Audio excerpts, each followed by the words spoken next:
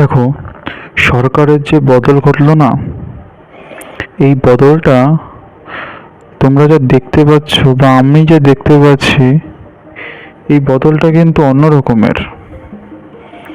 মানে রং খেলার দিনও মনে হয় লোকজন এরকম রং খেলেনি, এরকম হোলি খেলেনি, এরকম আনন্দ ফুর্তি করেনি।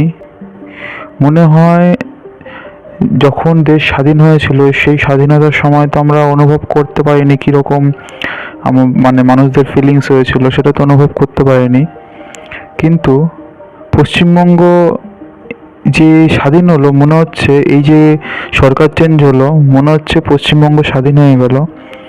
পশ্চিমবঙ্গের মানুষরা ফিল করতে পারছে, পশ্চিমবঙ্গের মানুষরা মুখ খুলে এখন যেখানে সেখানে তাদের কথা রাখতে পারছে নির্দ্বিধায়।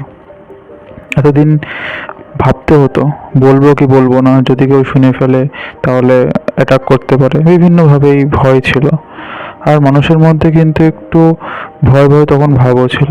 কিন্তু এখন এরকমভাবে আনন্দ, দেখো ভিডিওগুলো দেখতে পাচ্ছ, মনে হচ্ছে যে আলাদাই একটা মাহল।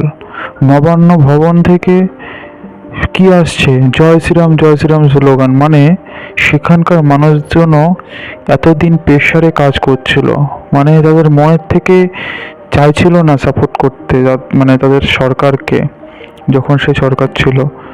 কিন্তু কিছু করার নেই, তাদের তো জব করতে হবে।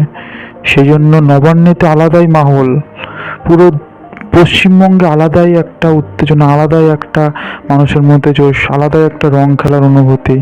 ঠিক আছে, তারপরে দেখো, মনে হচ্ছে যে জেনজিদের যে প্রোটেস্ট এরকম বাংলাদেশে হয়েছে, নেপালে হয়েছে, সেরকমই মনে করো। সেরকম যে ছেলে মেয়েদের মধ্যে উৎসাহ ছিল, সেরকম উৎসাহ।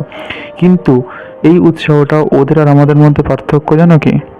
ওরা ওই উৎসাহতে বাড়ি ঘর এগুলো সব পুড়িয়েছিল, ভবন জবন পুড়িয়েছিল, পার্লামেন্ট পুড়িয়েছিল।